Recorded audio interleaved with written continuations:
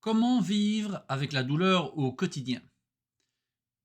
Une douleur chronique, c'est extrêmement fatigant. Fatigant physiquement, émotionnellement, mentalement et parfois on ne pense qu'aux anti-inflammatoires, aux antidouleurs. Dans cet épisode, nous allons découvrir le parcours, l'histoire inspirante de Delphine Bogli, qui est coach en pilates et qui, à travers son parcours, justement, sa carrière de coach et un diagnostic qui est tombé il n'y a pas si longtemps que ça, eh bien, vous allez découvrir qu'il est possible, premièrement, de vivre avec la douleur, mais également d'entrevoir de nouvelles perspectives, des perspectives qui permettent, grâce à une approche intégrative, globale, de diminuer cette douleur et de la comprendre. Au départ, de l'apprivoiser et puis finalement de la dépasser.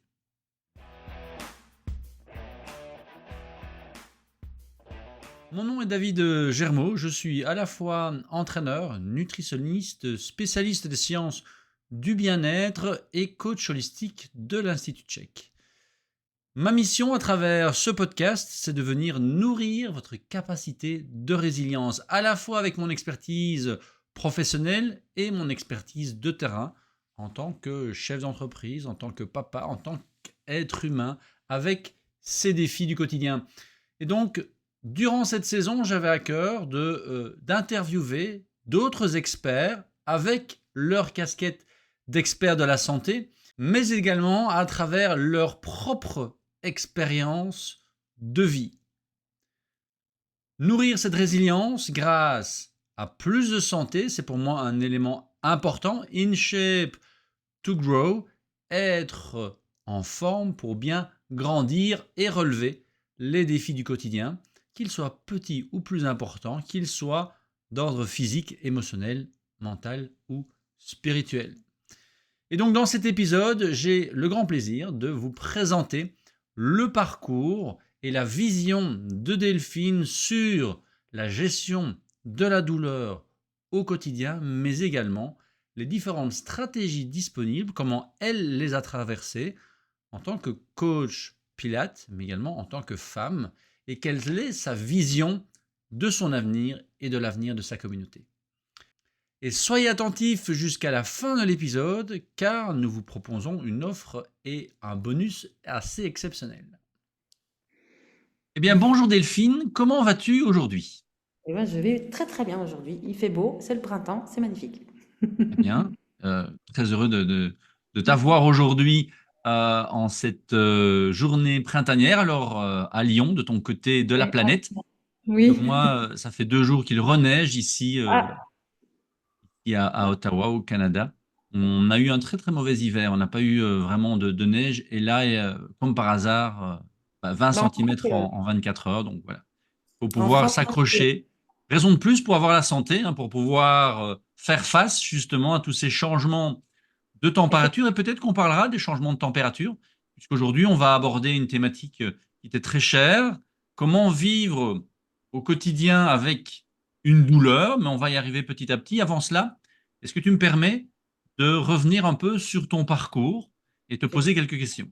avec plaisir. Si je Alors, peux répondre à tout, oui, je vais peut-être y oui, bien gagner. sûr, bah, tu es totalement libre de répondre à ce que tu as envie, hein. Je prépare toujours Ouais. ces interviews avec beaucoup d'attention et beaucoup de de d'intérêt pour, mes invités. Alors, aujourd'hui, tu es une invitée un peu particulière parce que tu as d'abord été une de mes stagiaires, ensuite tu as été une de mes coachées, tu es toujours une de mes coachées, puis tu es devenue collègue, et l'avenir va peut-être nous permettre de devenir collaborateurs. Donc voilà, c'est d'autant plus intéressant de t'avoir en tant qu'invité aujourd'hui. Je suis très heureux que tu aies pu dégager un peu de temps dans ton agenda très, très euh, Chargé. chargé, et de pouvoir répondre à ces quelques questions. Et Bah, je te... donc, et donc toute petite, tu étais plutôt réservée, timide. À l'âge de 7 ans, néanmoins, tu as t'es déjà engagée dans le sport, dans le mouvement, dans la santé, puisque tu es danseuse classique et tu fais d'ailleurs ton premier ballet, tu m'as dit, sur le canon Pachebel. de Pachelbel.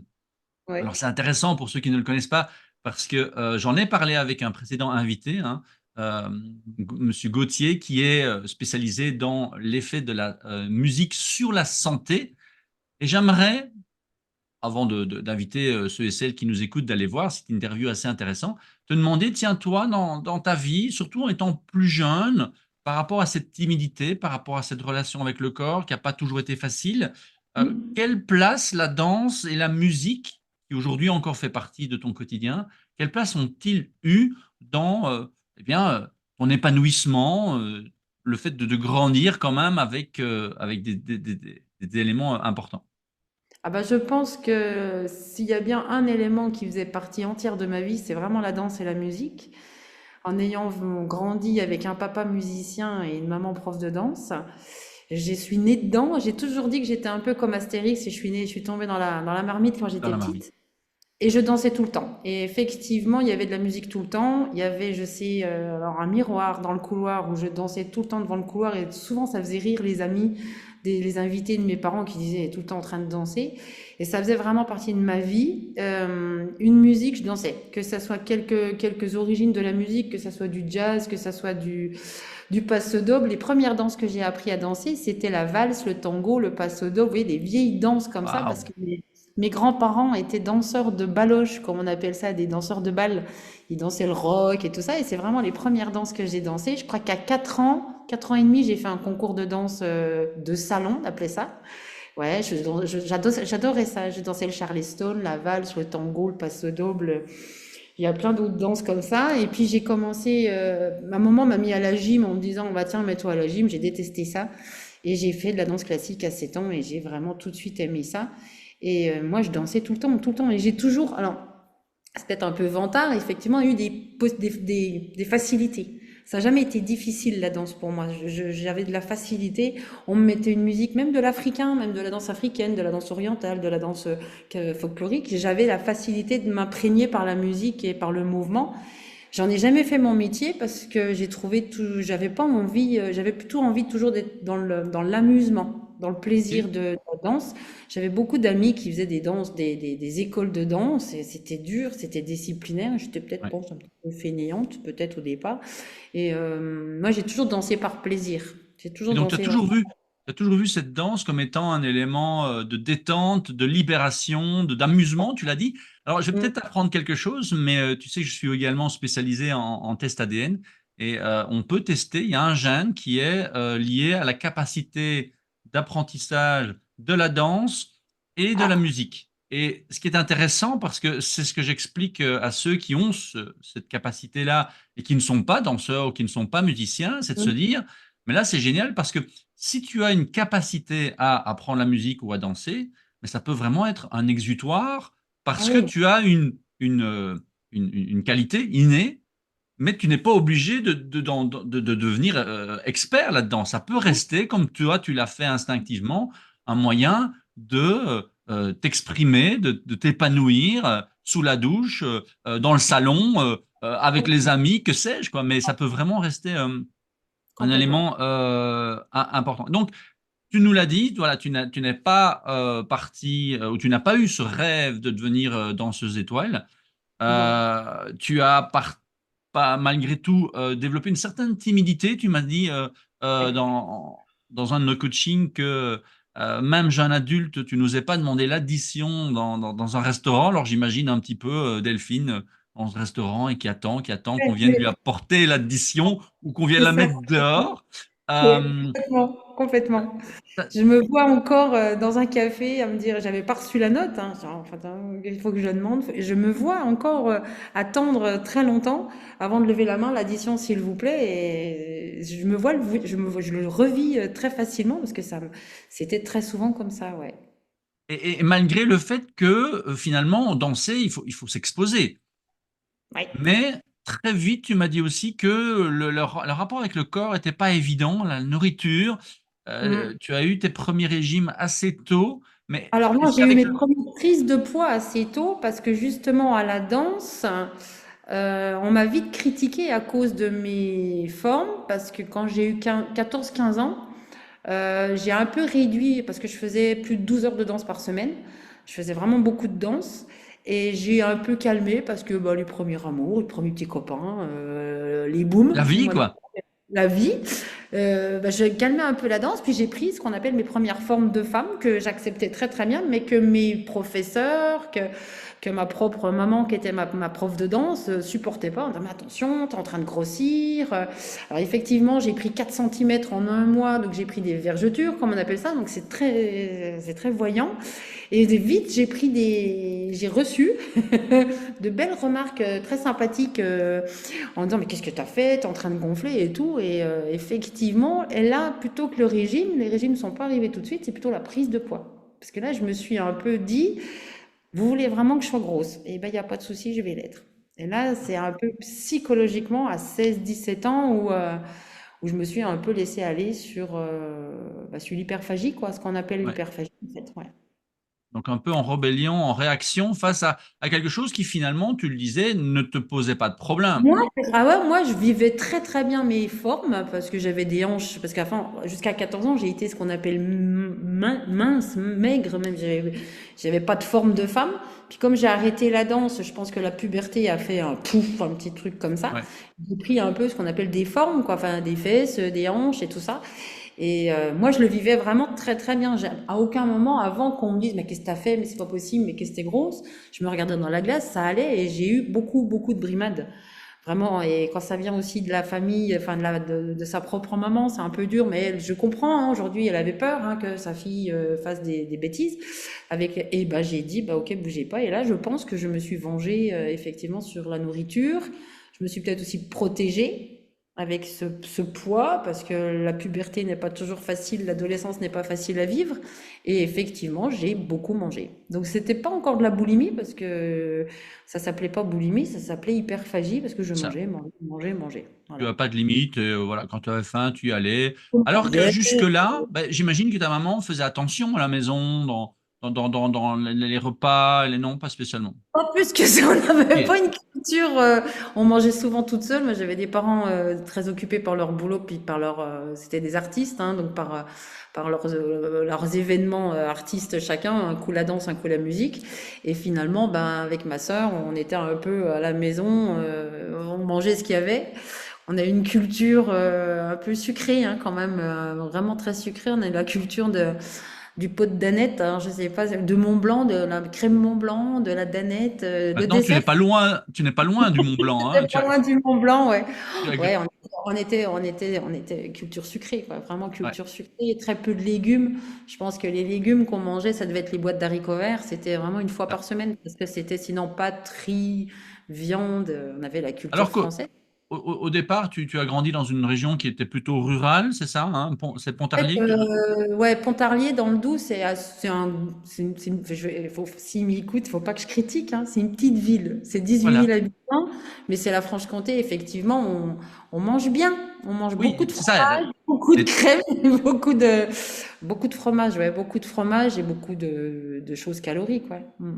Alors, il y a effectivement la calorie, mais effectivement, quand tu parles de peu de légumes, de peu finalement d'organisation dans son assiette, on sait aujourd'hui, on va en parler, que c'est vraiment Mhm. essentiel parce que on parlait de tests génétiques il y a un instant. C'est vrai que la tolérance au lactose et la digestion du lactose est également génétiquement définie. Et au plus on va vers le nord, au plus c'est facile pour la population de Ouais, digérer le lactose, et plus on va en Méditerranée, au plus c'est compliqué. Mais là, voilà, tu es un peu loin de la Méditerranée. Enfin, tu étais loin, puisque maintenant tu es sur un peu Lyon, plus donc tu pour t'es rapproché petit à petit. rapprocher. Mhm. Voilà. Mais, et donc, malgré cela, malgré le fait que tu prennes un peu de poids, qu'il y ait la puberté, mais ta maman donnait des cours, et donc à Mhm. 16 ans, tu la remplaçais tout de même à certains Mhm. moments. Et donc, tu as poursuivi comme ça à travers ben, les hauts et les bas de l'adolescence. Et puis finalement, au moment de choisir des études, on t'a un peu déconseillé le domaine du sport, de l'activité physique, de la danse, et tu as fait un BTS en communication. Ouais. Alors pour quelqu'un qui ne savait pas demander son Ah ouais. addition, ben Ouais, là, tu as ouais. été forcé un peu dans cette communication. Tu as pratiqué en tant qu'experte en communication ou Non, pas du j'ai tout? fait beaucoup de stages, en fait, j'ai monté des brochures et tout, mais c'est pas trop mon domaine du tout. Encore aujourd'hui, en tant que patronne de mon activité, je suis pas très très douée pour tout ce qui est démarchage publicitaire et tout ça. Je pense que j'ai vraiment fait ces études et qui m'ont servi, hein, parce qu'encore aujourd'hui, grâce à ces études, je sais parler, je sais me mettre devant les gens et merci à ces études. Mais c'est pas un monde qui allait me vendre, aller chercher le client, c'est vraiment pas ma personnalité. Je pense que ces 2 années d'études m'ont vraiment servi à soigner cette timidité maladive que j'avais, à rougir quand on me disait on parlait. Et là, en fait, pendant 2 ans, on a fait tout ce qui était devoir, tout ce qui était exercice, c'était à l'oral. Mm. C'était de toute façon, c'était tout à l'oral. Donc ça m'a beaucoup aidé parce que justement, être prof de fitness et se mettre devant les gens sur une estrade et tout, j'aurais jamais pu le faire. Sans ces Oui. études-là, j'aurais jamais pu le faire. Ouais. Mm. Parce qu'une fois que tu as eu ton BTS en communication, tu es parti dans le domaine du fitness et tu as donné des cours. Et C'est ça. petit à petit, tu t'es formé à différentes méthodes. Aujourd'hui, tu es spécialisé en pilates, hein, que tu as étudié en 2010, si mes souvenirs sont bons. En Parfait. 2013, tu débutais tes premiers cours en tant que coach pilates. Mm. Maintenant, tu as bien travaillé ta timidité, puisque tu me disais en préparation de cette interview que ta plus grande assemblée a fait 2000 personnes. C'est vrai que donner un cours de pilates ou de C'est pas un fitness, cours, c'était un spectacle de danse et j'ai fait un peu. C'était un spectacle, il y avait 2000 personnes en vrai, mais je me mettais devant, j'ai c'est ça. parlé, j'ai fait un discours après. J'avais mes élèves, je faisais danser 300 élèves sur scène à un moment donné en prof de danse. Et là, j'avais pas de souci à prendre le micro devant 2000 personnes, ouais, effectivement. Et là, ton rôle de professeur de danse, c'était aussi pour le loisir. Ça a toujours été une Non, activité. professeur de danse, enfin, c'était même pas professeur de danse. Pour moi, j'étais animatrice. C'est ça. Je me suis toujours dit professeur de fitness et éducateur sportif. Mais là, je faisais de l'animation danse, ouais. Et pourtant, j'avais quand même, à l'époque, ouais, presque 300 élèves à faire danser sur scène. Et j'ai aimé, mais ça me manque pas. Ça Voilà. me manque pas du tout, Chaque ouais. étape t'a permis d'avancer un peu sur ton chemin. Et effectivement, on s'est rencontrés en 2016 ou 2017 lors d'une formation que tu as fait en nutrition parce que tu te posais des questions sur ton fonctionnement. À ce moment-là, tu souffrais encore de TCA et de boulimie. Et puis, on s'est rencontrés justement à travers cette école et Mm. j'ai réussi à t'interpeller sur certains éléments. Et un an plus tard, tu as fait appel à moi en tant que nutritionniste et coach. Est-ce que Mm. tu te souviens le contexte, l'état d'esprit dans lequel tu as fait appel à moi à ce En fait, moment-là? Est-ce que tu recherchais par rapport à la personne que tu es aujourd'hui? moi, ce que je recherchais au départ, c'était surtout effectivement que mon sport me serve à perdre du poids et non pas toujours garder ce surpoids. Parce que je sais pas si tu t'en souviens, on en avait parlé. Tu m'avais dit, c'est pas parce que tu es boulimique que tu grossis, c'est pas possible, parce que tu te fais vomir. Et moi, ça me dit, bah si, mais je dois pas me faire vomir assez. Enfin, c'était un frein que j'avais parce que je continue à grossir malgré les heures de fitness, malgré les heures de sport. Bon, effectivement, je faisais essentiellement du pilate, qui n'est pas une activité minceur, mais j'en faisais beaucoup. Et il y avait cette incompréhension de mon corps n'appartient pas à l'activité physique que je fais, quoi. On avait besoin de comprendre qu'est-ce qui se passait, quoi. Vraiment, bon, on avait vu, et c'est là qu'on a vu les 3 docteurs, les 4 docteurs, et j'ai dit, ah oui, j'ai compris plusieurs choses. Ouais. Oui, parce qu'on a commencé en 2017, on a poursuivi en 2018, et puis on a eu une petite pause, tu es revenu en 2020, et puis de nouveau en 2022. Aujourd'hui, on est sur un autre projet. Moi, personnellement, j'ai eu beaucoup de plaisir professionnel de pouvoir te suivre parce que j'ai vraiment vu l'évolution. Tu es venu avec cette demande dont tu parles, hein, c'est la relation finalement des calories qui rentrent, des calories qui sortent. Tu ne les comprenais pas. Et Ouais. je me souviens à un moment, je t'ai dit, Delphine, stop, maintenant tu as une bonne alimentation, elle est stable. Euh, Travaille un peu sur la partie émotionnelle. Voilà. Ouais. Pourquoi est-ce que quand Tu tu m'as laissé. retournes j'allais dire au village, autant pour moi, ceux qui vivent de Quand Pontarlier, il s'en vient, soyez pas voilà, vexés. voilà. Quand tu revenais de Pontarlier, ben, il y avait toujours un effet émotionnel lié à la famille, et donc tu Mm. repartais un peu dans des travers. Donc là, tu as pris une pause avec le coaching et tu as travaillé de ton côté au niveau émotionnel. Puis quand tu es revenu, on a poursuivi. Et je pense que c'est vraiment un beau trajet, une belle quête que tu as faite parce qu'à chaque fois que je te vois, tu évolues. On va en parler de tes projets futurs. Et tu as vraiment intégré tous les éléments, parce que tu parles des 4 docteurs. En fait, les 4 docteurs ont une méthodologie qui permet d'évaluer les besoins au niveau de ce que le corps a besoin pour récupérer. C'est important. Hein, c'est la digestion, c'est la guérison, c'est tout ce qui permet d'intégrer la journée ou les expériences. Il y a l'alimentation, clairement. Il y a le sport, clairement. L'activité physique ou le mouvement. Hein, parce que tu Mhm. es vraiment, tu te décris comme une éducatrice sportive. Et je pense que à travers le coaching et à travers ce que je vois sur tes réseaux sociaux, tu as vraiment à cœur, et on va en parler, cette notion d'éduquer ton client, ta communauté, tes stagiaires. Oui, Et il y a aussi le fameux docteur bonheur, hein, donc on a 4 docteurs, docteur repos, docteur menu, docteur mmh, mouvement et docteur bonheur, qui sont vraiment là, beh, quelque part, pourquoi est-ce que tu fais ça? Pourquoi est-ce que tu as envie d'aller au-delà des calories? Pourquoi tu veux perdre du poids? Pourquoi est-ce que tu veux avoir la forme? Et toutes ces raisons qui te permettent, lorsque tu es face à une douleur, lorsque tu es face à un souvenir, lorsque tu es face à une émotion, de pouvoir passer au-delà. Est-ce que, parce que ça va être, central dans notre discussion autour de la douleur, est-ce que toi, avec le recul que tu as aujourd'hui, que tu penses qu'un régime peut être douloureux? Est-ce que te restreindre et partir dans cet état d'esprit de: «Je dois diminuer ce que je mange et finalement activer mon corps au maximum», est-ce que ça peut être, une douleur quelque part? alors je pense que enfin je l'ai pris on le prend comme une obligation au départ. Je crois que mes premiers régimes, effectivement, c'est force-toi à faire ça, force-toi à compter. Et aujourd'hui, au contraire, je me soigne. Je prends ça vraiment comme un bien. C'est-à-dire que, enfin, je sais, quand je mange une assiette, effectivement, de brocoli sans rien et tout, je me fais plaisir parce que je prends soin de moi.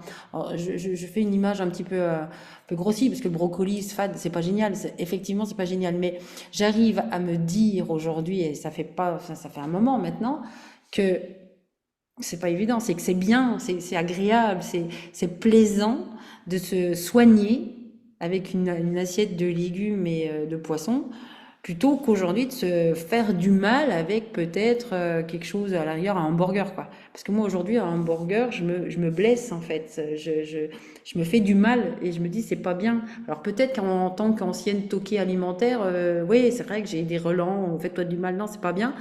Mais j'ai pas l'impression que ça me fait mal de faire un régime alimentaire. Et j'aime moins, encore mieux, le mot régime alimentaire. Euh, Il y a une double signification. Il y a régime dans un régime, choix, et puis il y a ouais. régime dans la restriction. Ouais, Et si ben tu es moi, plus, le régime, moi, j'ai une bonne alimentation, quoi. oui, Enfin, c'est ça. j'essaie, Et, j'essaie et- du et- mieux que je peux d'avoir une bonne alimentation, plaisante, agréable, parce que je me soigne déjà. Parce que c'est je ça. me soigne grâce à ça, quoi. Et j'ai pas l'impression que je me frustre. J'ai plus du tout cette frustration. Enfin, alors qu'au premier régime, quand vous passez, moi j'ai fait mon premier régime, j'avais 26 ans, je pesais plus de 90 kilos, j'avais fait mes enfants, il y a la docteure à l'époque, on est en 80, on est en quelle année? Je sais plus en 99, on est en 99 quand j'ai perdu mes premiers kilos, mes 27 premiers kilos, la Toubib me dit, il faut manger des légumes, j'ai découvert des trucs que je ne savais même pas que ça existait, un chou romanesco, je savais pas que ça existait, quoi. Et c'est dur là au début, là on a l'impression, on a l'impression de se restreindre, parce qu'on dit, oh là là, je mangerai pas, pas ça, je mangerai pas ça, oh, mais j'ai pas le droit à ça. Et aujourd'hui, je fais, non, j'ai le droit à ça, j'ai le droit à ça, j'ai le droit à ça, et j'ai le droit surtout à être en bonne santé. C'est Voilà. ça. Et parce que ça, c'est une autre facette de ta carrière, c'est que tu t'es vraiment intéressé, non pas uniquement à la nutrition, mais à la cuisine aussi. Ouais, Récemment, oui, tu c'est as vu, nouveau. Ouais. j'ai vu le résultat hein, sur les réseaux, tu as organisé un repas de Pâques Ouais. avec tes collègues, enfin pour tes collègues. Tu avais non plus le t-shirt de l'école, mais la toque du Ouais. cuistot. Ouais. Comment est-ce que tu es arrivé à vraiment t'investir dans la cuisine au-delà de l'assiette? Parce que, comme tu l'as dit, un brocoli, c'est pas l'aliment le Le plus plus sympa. spontané pour les Ouais. enfants et pour les adultes qui n'ont pas Ouais. mangé de légumes étant petits. Justement, hier, j'ai servi des brocolis et des courgettes à mes enfants. Bah, c'est quelque chose qu'ils ont naturellement depuis qu'ils sont petits. Donc ça, c'est Ouais, facile. Mais chez ça, toi, c'est ce vrai. n'était pas le cas. Donc, comment est-ce que tu es arrivé à transformer et à t'intéresser autant à la cuisine? Alors en fait, la cuisine est venue à moi et encore une fois, il y a pas il y a pas d'effet sans cause, hein, c'est ce qu'on disait. J'ai eu une époque assez difficile professionnellement dans mon métier de prof de fitness parce que voilà, liquidation judiciaire, j'ai fait un burn-out, enfin plein de choses. Et je me suis dit, allez, hop, tac, je passe un CAP cuisine. Parce que j'ai toujours aimé faire à manger, hein. J'ai toujours aimé avoir des gens autour de moi, manger, les tables, les invitations. Ça fait partie un petit peu de ma personnalité. Et j'ai aimé vraiment faire à manger, mais j'ai pas aimé faire à manger ce que je faisais à Ah oui, manger. Je me suis dit, c'est bien, mais j'en ai marre de cuisiner avec de la crème et tout. En France, on cuisine au beurre, à la crème et tout ça. Et finalement, je me suis dit, ok, mais on peut bien faire à manger en bien mangeant. Et mon challenge, c'est ça. Alors, beaucoup de bouquins, on en a parlé ensemble, hein, les bouquins sur l'alimentation anti-inflammatoire, et on peut vraiment. Effectivement, ça fait maintenant, je pense, 5 ans, quand les amis viennent manger chez moi, ils disent, bon, ben, on va pas manger de raclette, on va quand même bien manger. Ils savent effectivement que quand on mange chez Delphine, en fait, ils savent qu'ils digéreront bien, qu'ils vont être bien, mais ils savent très bien qu'ils vont pas s'envoyer une grosse fondue, par exemple, Ouais. effectivement. Et ça commence à se savoir que quand on mange, même mes enfants, par contre, mes enfants me disent, pas les deux encore, parce que j'en ai encore un plus jeune qui aime encore bien les nuggets et les hamburgers, mais le plus vieux, plus ancien, le plus vieux qui est sportif, il dit j'aime bien venir manger chez maman parce que je sais que je mange bien, quoi. Ouais. Et effectivement, je fais bien et bien à manger, à ce qui paraît. C'est-à-dire, je fais des choses, et j'adore ça, hein, quand je vais cuisiner effectivement des brocolis, je vais faire pour qu'ils soient bons, ouais. Ouais, ouais, tout Ouais. à fait. Et c'est ce que tu disais, hein, la différence entre une alimentation qui est imposée, qui fait mal parce qu'on doit se restreindre et qui n'est pas spécialement bien préparée, vers une Non, alimentation qui nous pas de- nourrit, au-delà Hmm. de nous remplir, ça doit nous nourrir. Et je pense que ça, c'est l'étape essentielle chez quelqu'un qui reprend un rééquilibrage alimentaire, c'est de se dire, Hmm. OK, là, mon corps se nourrit avec des aliments. Petit à petit, mon palais s'adapte parce que là aussi, c'est génétique. Certains iront Ouais. plus vite que d'autres. Et je commence à apprécier. Quand j'ai envie de me faire plaisir avec une vieille habitude et ce qu'on appelle une crasse, hein, j'aime bien cette expression, une bonne crasse.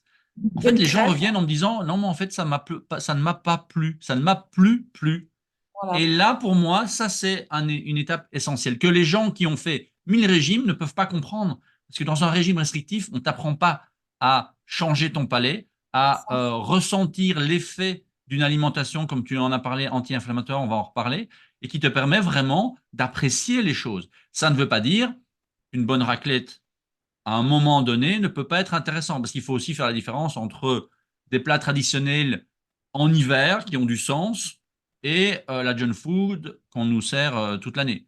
Et donc là, toi, tu l'as vécu, je me souviens, hein, au travers des différentes étapes, et tu as petit à petit amélioré justement cette alimentation, mais également travaillé énormément sur la digestion émotionnelle, qui est Hein. encore en cours, mais qui Oui. est voilà, Work in progress. voilà. Comme on dit, c'est le voyage qui est important, pas la destination. Et ce que j'ai beaucoup aimé en tant qu'expert avec toi, c'est que tu as appris ces leçons et à chaque fois, on va un peu plus loin. C'est moi, Ce ouais. qu'on fait aujourd'hui, tu n'aurais pas pu le faire en 2017.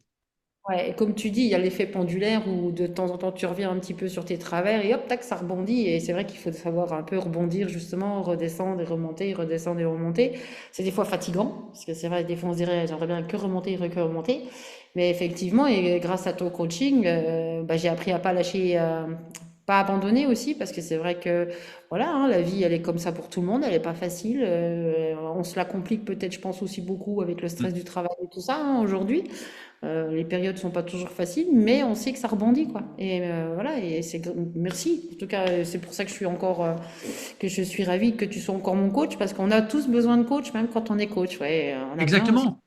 Et à moi aussi de te remercier parce que il n'y a pas, je veux dire, en tant que expert, coach, spécialiste de la santé, ben, on s'investit énormément pour les personnes qui viennent et qui prennent du temps et qui dépensent de l'argent dans leur santé. Et c'est vrai que parfois, c'est un peu frustrant de voir que les gens sont peut-être prêts à se faire mal en faisant un régime restrictif et n'osent pas aller un peu plus loin et aborder l'aspect émotionnel, aller Ouais, voir l'aspect plus procrastination et de refuser de se faire du bien. Tu en as parlé. Et complètement, donc, moi. Je me permets juste de rebondir parce qu'il y a quelque chose quand même d'assez flagrant quand on me dit mais qu'est-ce que tu as fait? Tu as beaucoup changé parce que c'est vrai que l'effet qui se coule, ben, c'est que j'ai un peu perdu de poids. Mais j'ai simplement répondu, j'ai arrêté de me faire du mal. mm, Ah ouais, mais tu passes par comment? Ben voilà, j'ai une alimentation anti-inflammatoire. Et ben tout de suite on a la remarque, oh, c'est trop compliqué. Alors que non, c'est pas trop compliqué du tout, quoi. C'est les gens n'ont pas cette connaissance, en fait, et c'est un frein tout de suite. Je me suis désolée d'avoir rebondi là-dessus. J'ai beaucoup cette remarque, dire, ah ouais, c'est compliqué, tu vas bouffer des graines, et puis, ouais, tu bouffes de l'alfalfa, là, et puis c'est tout. Je dis, non, je mange, quoi, je mange vraiment. Et en fait, quand on parle de régime, comme tu dis, c'est soit on parle de frustration, où tout d'un coup, je compte les calories, je suis à 800 calories par jour, et je mange plus rien, soit tout d'un coup, je fais attention, je mange des graines. Il y a Oui, oui, tellement peu de connaissances.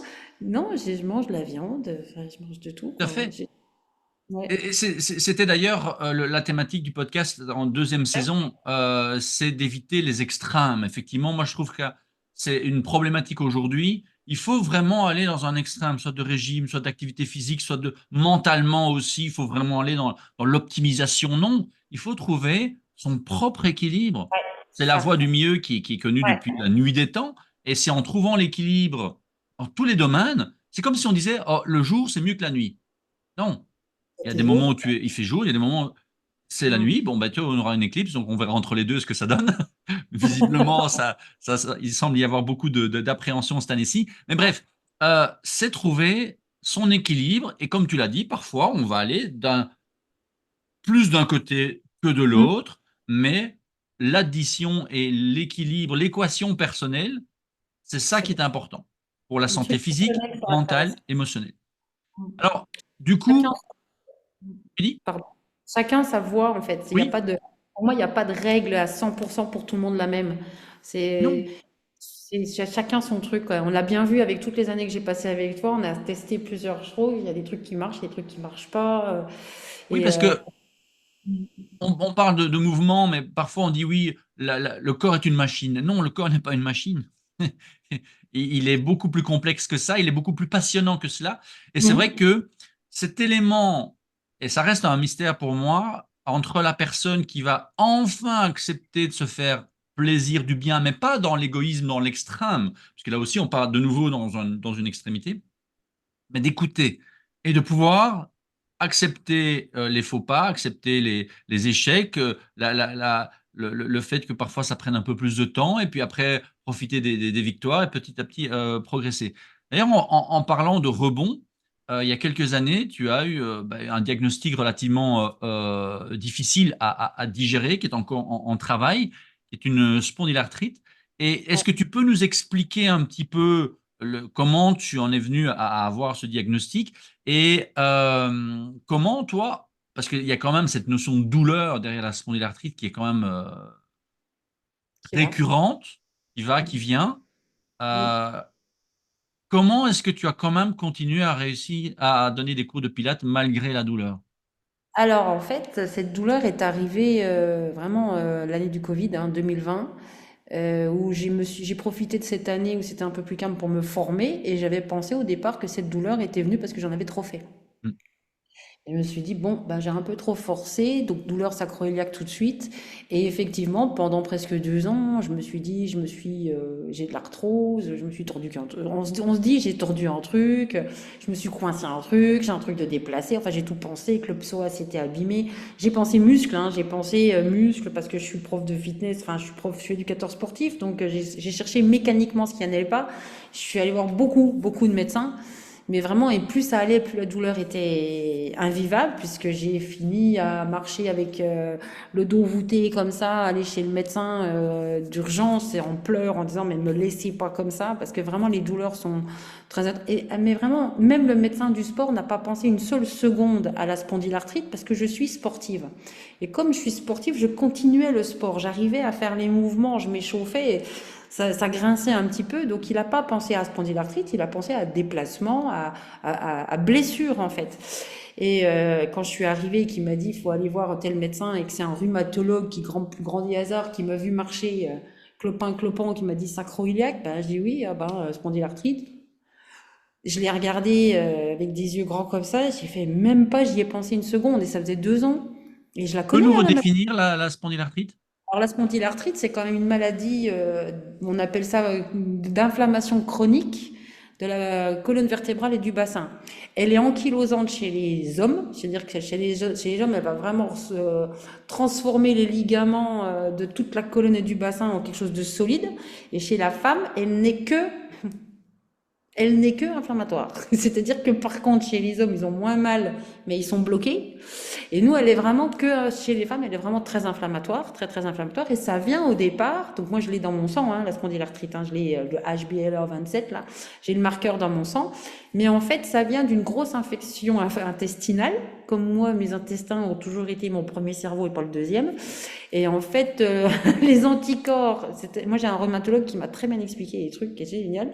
Il dit quand on a une grosse inflammation, une grosse infection intestinale, les anticorps viennent chasser la maladie intestinale, mais ne s'arrêtent pas. Ouais, C'est-à-dire qu'en fait, il n'y a plus le message à cause de HbA27, là, il n'y a pas le message de c'est bon, l'infection intestinale est terminée, il faut vous arrêter. arrête. Et les anticorps, ils continuent, et donc ils attaquent la colonne vertébrale et le bassin.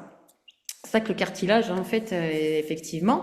Donc la bonne nouvelle, c'est que je ne serai jamais voûtée comme ça parce que je ne suis qu'une femme, mais j'aurai effectivement souvent mal. Et c'est ce Ouais. qui se passe. Là, j'ai des douleurs.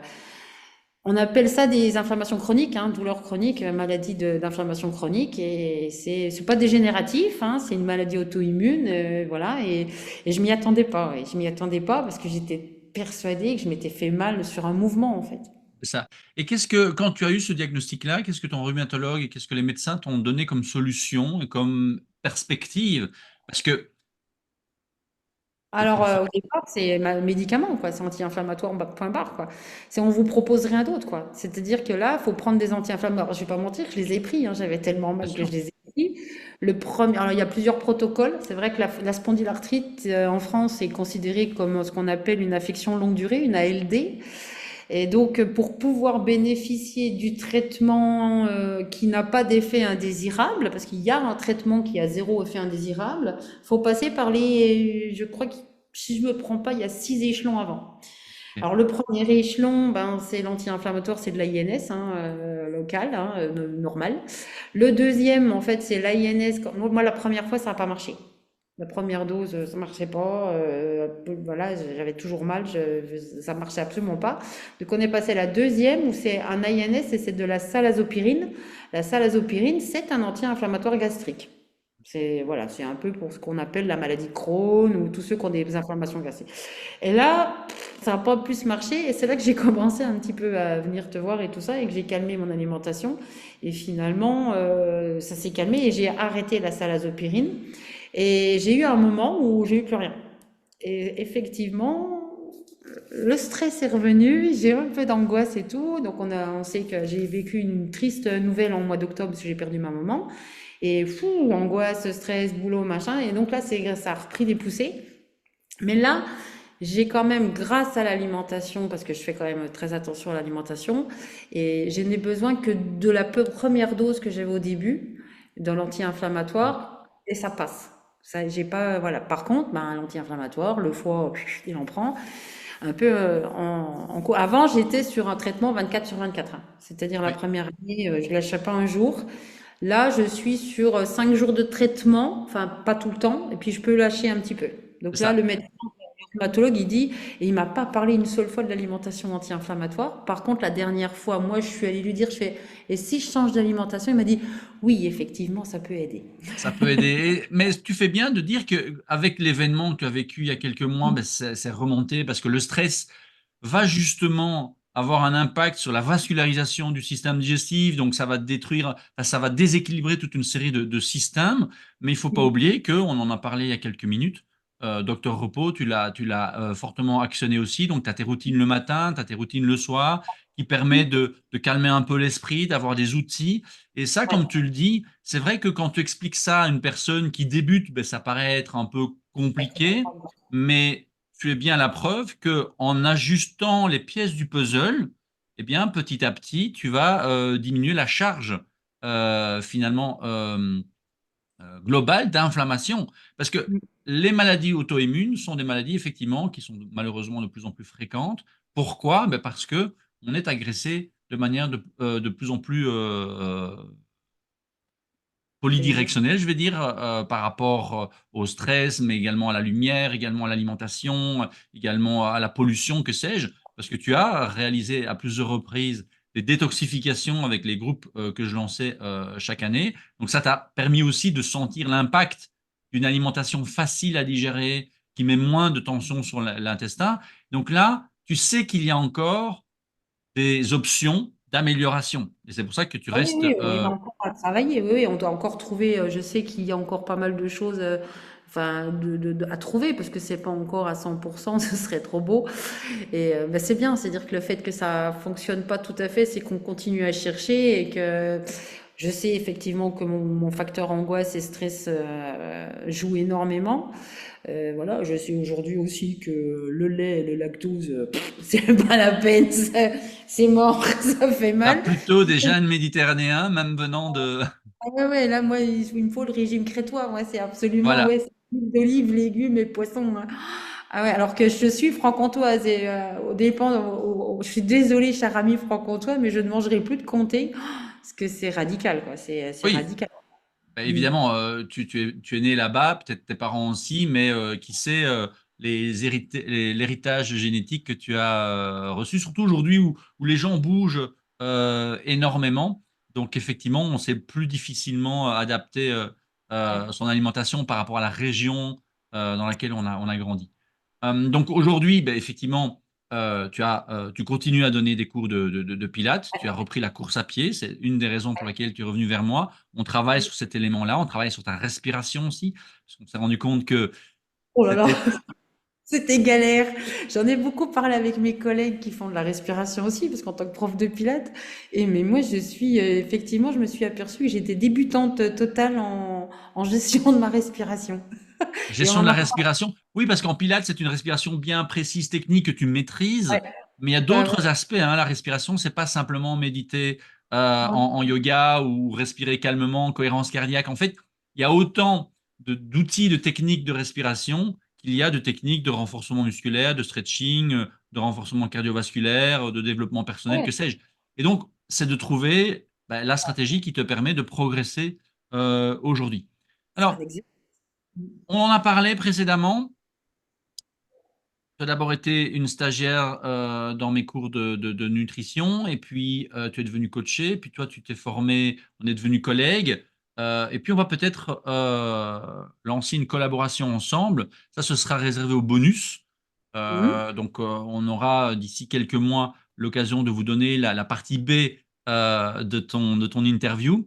Mais aujourd'hui, tu es vraiment investi grâce à ce travail on est en train de faire sur le message que tu veux apporter à ta communauté et aux gens qui font le Pilate.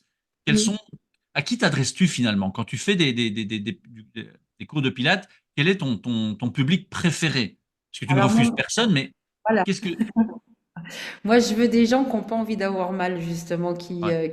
qui veulent faire une activité physique qui est efficace, parce qu'effectivement, le Pilate remet bien en place, la plupart, la totalité des muscles du corps, et les profonds, et peut-être aussi un peu les superficiels quand on sait bien bosser, et ça fait pas mal. Et en fait, je me suis toujours dit, le Pilate, c'est le sport un peu, alors c'est pas bien ce que je dis, c'est le sport des feignants, ça fait pas mal, et il faut pas avoir mal. Et peut-être que c'est ce qui me plaît, c'est je me suis tellement fait mal. Je me suis fait mal en muscu, je me suis fait mal en hip-hop, je me suis fait mal en fitness, je me suis fait mal en course à pied à une époque où j'allais courir le matin à jeun sur du bitume et je partais comme une folle et tout. J'ai perdu, je crois, je me rappelle avoir perdu 17 kilos en un mois et demi après ma deuxième grossesse. Je me suis flingué le périnée, je me suis fait vraiment du mal avec le sport. Et là, aujourd'hui, je dis non, non, non, mais faites du pilates. Parce que, après, il y a des autres sports qui font très, très Bien pas sûr. mal. Justement, on a plein de choses qui existent et tout ça. Et c'est en cours aussi de formation pour moi pour venir aller sur toutes les autres activités qui font pas mal. Et c'est ce que j'apprécie dans le Pilate et que mes élèves apprécient en disant on ressent vraiment il y a une différence dans le corps vraiment quand vous faites du Pilate ou encore je ne prône pas qu'il y a que le Pilate, il y a vraiment plein d'activités comme ça où on n'a pas besoin de se faire mal pour Ah. ça. C'est vraiment ça. Arrêtez, arrêtez de faire des muscle-up comme ça dans tous les sens. Mais c'est bien de le faire de temps en temps, mais arrêtez de me dire que vous avez mal aux épaules alors que vous faites du crossfit. Ouais, mais c'est normal. Alors, c'est ça, c'est que, encore une fois, on a une personnalité, on a des besoins, on a un âge spécifique. Tu es passé par des sports beaucoup plus violents qui t'ont fait mal, pour mille une raisons. Il y en a qui vont faire la même chose, qui n'auront pas Ça, mal. Mais c'est ce qu'on disait il y a quelques instants. Chacun doit trouver à équilibre. un âge différent, hein. On parlait de cuisine tout à l'heure. Il y a quelques années, j'apprenais que un vrai cuistot japonais va demander l'âge de la personne à qui il prépare le riz, parce que le riz va être cuit différemment si c'est un enfant, un bébé, un vieillard, un sportif, etc. Parce que C'est ça. chaque âge a sa particularité. Et donc, moi, je ne comprends pas comment on peut proposer des mêmes régimes alimentaires à quelqu'un de 25 ans qui est en obésité depuis l'adolescence ou quelqu'un qui en a 35 qui a pris 5 kilos sur les 5 dernières années pour des raisons émotionnelles. Donc ça, c'est vraiment important. Donc toi, tu t'adresses à des personnes qui n'ont pas envie de se faire mal, mais qui devront sortir de leur zone de confort. Ça, c'est un Effectivement, élément. ah mais complètement. C'est-à-dire, il y a un moment, faut aussi un petit peu, ben, ouais, faut se donner, faut se faire un peu violence en se disant, oui, mais ça marche pas comme ça, hein, c'est pas violence, C'est j'aime pas le ça. mot.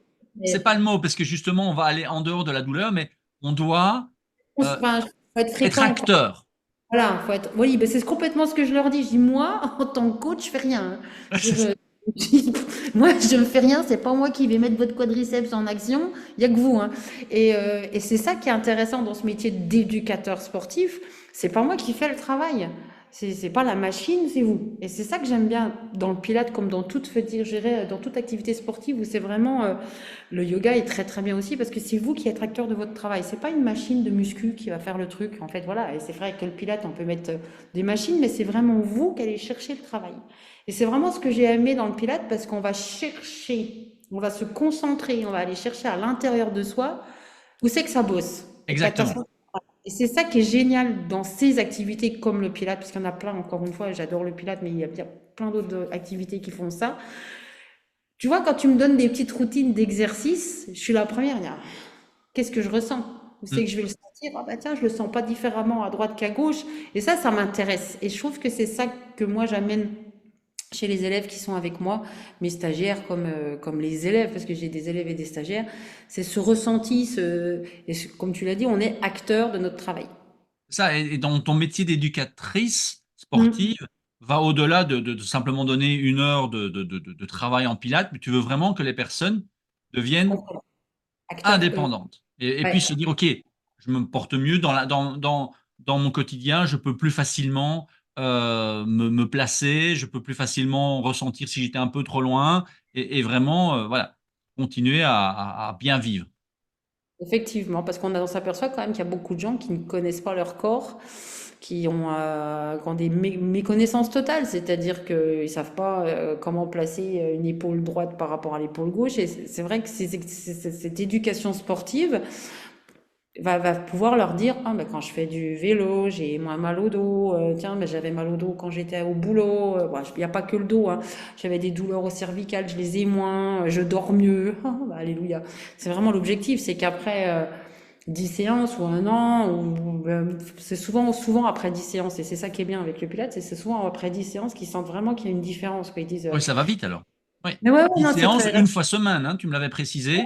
Et d'ailleurs, Joseph Pilate le disait, et Joseph Pilate, c'était il y a 100 ans, qui disait au bout de 10 séances, on sent la différence. Mais c'est vrai, j'ai rien inventé en fait, parce que effectivement, les gens, quand ils viennent une fois par semaine, au bout de 10 séances, ils disent, je sens la différence. Mais Oui. c'est vrai, vraiment, ça fait maintenant 13 ans 10 ans que je fais plus que ça, que je fais plus que du Pilate. C'est vrai, je suis pas en train d'inventer un truc. À chaque fois, les gens ils disent, j'avais pas les muscles là que je sens.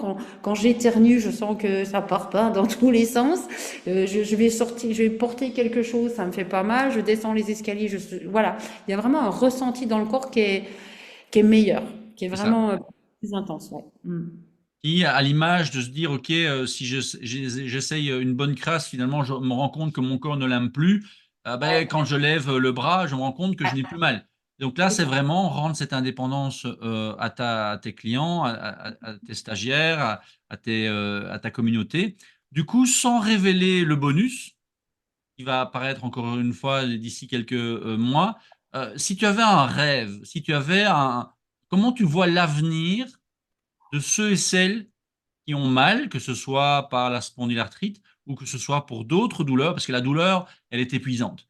Tous ceux et Ouais. celles qui ont des douleurs chroniques savent que ça change les émotions, ça change l'humeur, ça change la récupération, ça change le sommeil, c'est un cercle vicieux. Il faut Non, pouvoir enrayer le cercle vicieux. Et moi, je suis quelqu'un de très, très optimiste et je sais que tu as encore de belles progressions en vue. Ce ne sera pas spécialement facile parce qu'il y a des zones qui ne sont pas dans l'assiette ou sur le tapis, mais c'est possible. Tu en es vraiment le témoignage vivant. Tu donnes des cours quand même toute la semaine et des formations tous les week-ends avec une spondylarthrite. Donc, qu'est-ce que tu aurais, qu'est-ce que tu aimerais, comment tu verrais l'avenir? Moi, si je voyais vraiment, enfin, je me permets, si je voyais vraiment un monde idéal, ce serait depuis l'école, quoi. C'est-à-dire que c'est depuis l'école, apprenez-nous, mais alors le problème là, c'est que les parents sont pas éduqués, donc finalement, mais c'est les enfants, c'est dire, mais arrêtez de leur faire faire n'importe quoi au niveau activité sportive et au niveau alimentation et peut-être au niveau mental. Je veux dire, on n'est pas armé mentalement parlant pour aujourd'hui la société, elle est dure. Moi, je vois les enfants, ils se font harceler à l'école, mais au secours, quoi. Ça me fait tellement mal au cœur d'entendre ça que des enfants entre eux arrivent à être méchants entre eux, quoi. C'est fou, quoi. C'est des enfants. Les réseaux sociaux, ça fait beaucoup de choses, mais je me dis, si on prenait peut-être le problème des petits qui ont changé un petit peu la forme des choses, par exemple, pourquoi ils assiedent des enfants pendant 45 minutes sur une chaise sans bouger, quoi. C'est arrêté, ça marche pas, c'est pas possible. Vous voyez, il y a des choses qu'il faut changer. Et le monde idéal pour moi, c'est effectivement des enfants qui sont formés à ça, où on leur apprend à bien manger en leur disant non, non, le nugget, c'est pas bon à la santé. Ouais. C'est pas bon, c'est bon au goût, c'est rigolo, c'est sympa, mais c'est C'est fait pour vraiment. ça, hein. C'est fait pour devenir addictif, hein. Donc ça, il faut le c'est- savoir. ouais, arrêtez, moi je vois, moi quand j'ai eu deux enfants, on vous dit, les médecins, les pédiatres, disent, ah c'est bon, vous pouvez le mettre à la compote, hein. C'est-à-dire que la première chose qu'on leur met dans la bouche, c'est du sucre. Et ben, bon, hein, bon, et puis on le fait parce que c'est un médecin qui vous le dit, quoi. Et après, c'est ça. Peut-être que le départ, on devrait peut-être commencer par ça. Alors, c'est très utopiste, se dire, mais arrêtez de leur mettre des fruits dans la bouche, de la première chose, quoi. Puis des fruits, faites-les vous-même. Faites-le vous-même, au moins, le fruit. Arrêtez de C'est l'acheter ça. dans le. C'est rien que ça. C'est l'éducation par là, quoi, par le médecin qui donne les bonnes ordres, qui dit, ben, Et, et là aussi, je dirais que clairement, ça, ce serait un monde idéal. Maintenant, deux choses.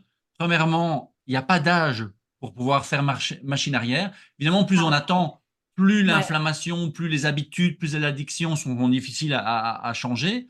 Et si on peut. deuxième élément, tu as reçu un des plus beaux témoignages récemment de ton fils qui est à l'armée, je pense, et tu m'as dit que les supérieurs ont dit, bah, tu diras merci à ta maman par rapport à ce que tu as acquis.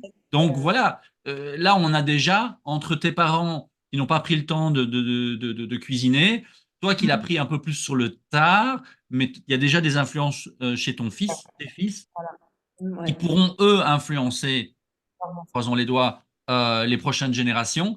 Leurs Euh, collègues. mais ça peut se faire à n'importe quel âge.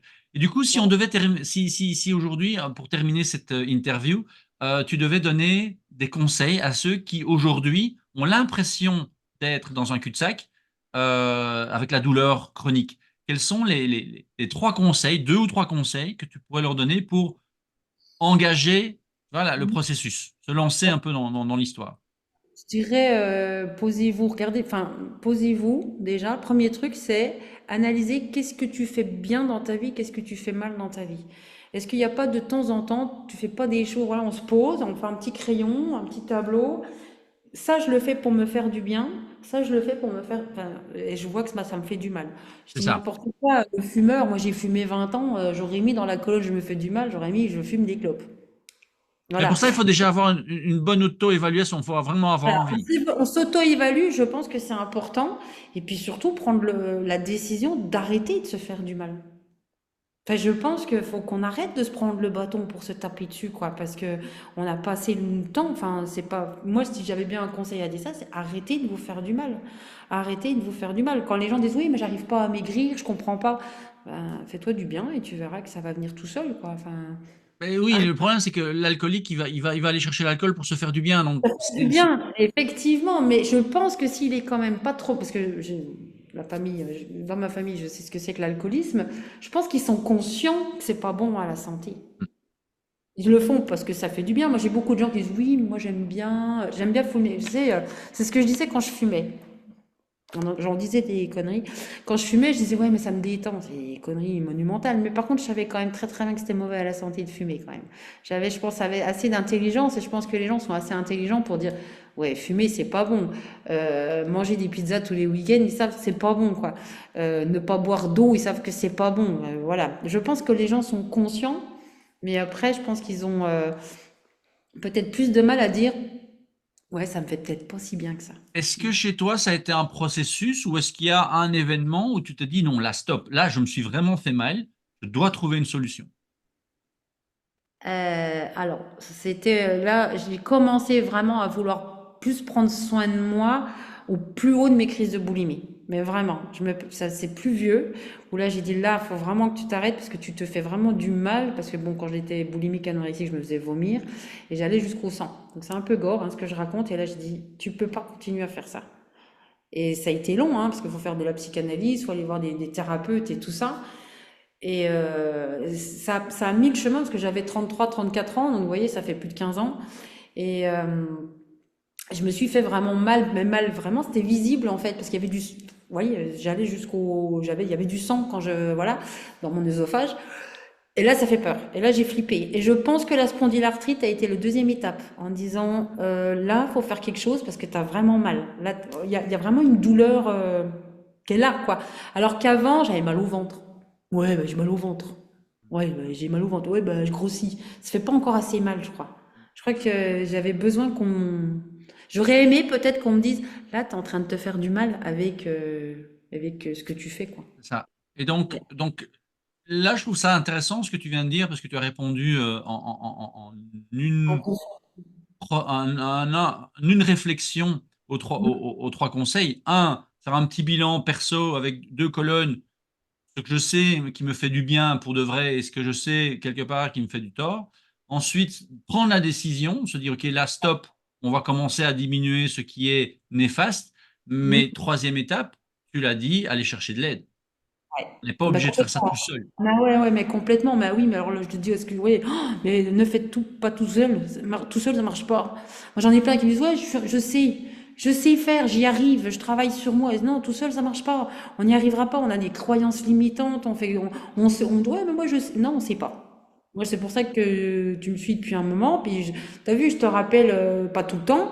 Je te rappelle régulièrement, j'étais là, j'ai besoin d'un coup de pouce et j'ai fait des autres coachs et j'ai fait des thérapeutes et j'ai fait des kinésiologues et j'en ai fait plein. Et des fois, comme je dis, je me lâche la grappe. Je dis, c'est bon, je vais me foutre la paix un petit coup. Ça va bien, je suis pas si Parce que tordue que ça. Et regarde, si on prend l'exemple, on parle du sport, mais il y a pas un seul champion du monde qui arrive champion du monde tout seul. Il a un staff, il a un médecin, il a un psychologue, il a un kiné, il a des entraîneurs, il a des parents, il a des sparring partners. Bref, pourquoi est-ce que lorsque on a des difficultés aussi personnelles, on devrait y arriver seul, alors que les champions du monde, eux, ils y arrivent avec une équipe. Donc voilà, tu viens de citer une équipe, un staff personnel qui vont intervenir à certains moments, kinésiologue, nutritionniste, coaching, parfois c'est une lecture, parfois c'est voilà, quelqu'un qui t'inspire, que sais-je, mais je dis toujours, le sport, c'est un sport, la vie, c'est un sport individuel, mais qui se pratique en équipe. C'est-à-dire que, comme tu l'as dit, lever le bras, faire aller au Pilates, il n'y a personne qui va obliger euh, tes membres à venir. Mais toi, tu fais partie de leur point de référence. C'est un exemple. Euh, En parlant de la douleur, tu sais ce que c'est si on parle des gens que tu veux vraiment toucher. Et tu es là pour les éduquer. Donc, c'est bah, vraiment. intéressant. J'ai commencé à vraiment avoir un bonheur professionnel, effectivement, quand je suis devenue coach Pilates. Parce que, en tant que prof de fitness, j'étais plus sur le côté animation. Je me mettais devant, voilà. C'était bien. Les gens m'aimaient, ils appréciaient mes cours. J'étais une bonne animatrice. Et quand je suis devenue vraiment coach Pilates, j'ai vraiment eu un bonheur professionnel, vraiment de voir que je servais à quelque chose, je voyais l'évolution, la progression de mes pratiquants. C'est génial, quoi, parce que je vois qu'ils vraiment ils vont mieux. J'en ai pas un qui me dit oh je me suis fait mal, c'est l'horreur, t'es court et je suis ravie. C'est que du bonheur. Quand je dis souvent, je te l'ai déjà raconté, il y a des fois c'est pas évident, on est fatigué, j'ai la douleur, un peu de stress parce que bah, voilà, parce qu'il faut faire un peu plein de choses. Et puis finalement, je fais un cours et je donne un cours, puis je fais bah, tout se passe bien, quoi, parce que tout le monde est content et les élèves sont ravis et ça, hop, c'est là on est content de son boulot, quoi. Tout à Moi, fait. ouais. Même si c'est pas évident d'aller au boulot tous les matins, comme pour tout le monde, hein, pour tout le monde. Je sais que c'est dur pour tout le monde de temps en temps de se lever tous les matins, d'aller Ouais. taffer, pas toujours avoir le rendu financier qu'on voudrait. Mais moi, donner un cours que je donne de Pilates comme je le donne avec cet échange, ce partage, c'est que du Bonheur. bonheur. Mais tu ne Ouais. t'arrêtes pas là, et c'est pour ça qu'il y aura une deuxième partie à cette interview, donc je vous réservez, ou en tout cas soyez attentifs sur les réseaux pour pouvoir voir la deuxième partie de cette interview en bonus. Et donc justement, pour ceux qui veulent continuer la conversation avec toi, Delphine, il y a ton site, Delphine Coach Pilate, très Mhm. bien, c'est point .com, Com.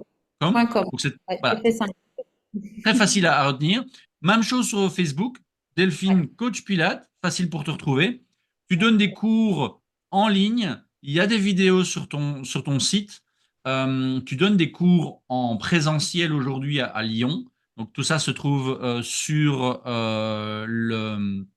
ton site que je mettrai évidemment en Sans faute. référence en bas de cette interview. En tout cas, Delphine, ça m'a vraiment fait plaisir de t'avoir Ouais. en interview. Ça fait donc 2017, 7 ans qu'on se côtoie dans différentes situations. On a passé un cycle, David. 7 ans, ça va. Voilà. Et donc, ben, rendez-vous à ceux et celles qui ont apprécié cette conversation. Tout d'abord, directement sur la page. Tu as aussi une page, hein, je pense, Delphine. J'ai une page Facebook Delphine Coach Pilates, j'ai une page Insta, j'ai une page YouTube Delphine Coach Pilates aussi. Enfin, Bah, j'ai un tout Delphine chaîne. Coach Pila, donc très Et toi, facile. Delphine Coach Pilates, c'est assez facile, hein. J'ai même Voilà, une page TikTok parce que je lance les TikTok pour donner le bon discours de vrai Pilates de vrai. Mais c'est pas évident. TikTok, c'est voilà. pas trop ma génération. Mais bah, voilà, tu te lances, voilà, on voit J'essaie que de. tu continues à travailler sur ta com, donc Ouais, c'est c'est parfait. ça. Donc, rendez-vous sur les différents réseaux de Delphine et n'oubliez pas, deuxième partie en bonus pour savoir un petit peu jusqu'où Delphine a envie de lancer son programme éducatif de arrêter de vous faire mal. Vous pouvez vous faire du bien. Delphine en est vraiment un bel exemple. Honnêtement, c'est un vrai plaisir de pouvoir la coacher et de voir son évolution. Moi, en tant qu'expert des sciences du bien-être, mon objectif, c'est de vraiment vous permettre, hein, en tant qu'initiateur de mouvement, de voir mes clients, mes coachés, mes patients progresser. Et toi, Delphine, tu en es vraiment un superbe exemple. Donc, encore une fois, je le fais officiellement, puisque je te l'ai déjà dit à plusieurs reprises. Félicitations pour ton parcours. Et je suis vraiment impatient de voir la suite parce il y a vraiment de très beaux projets. 2024, 2025, 2026, tout ça est déjà bien planifié. Donc, je vous donne rendez-vous très bientôt pour cette deuxième partie de l'interview, de la découverte du parcours de Delphine. Et d'ici là, eh bien, prenez soin de vous.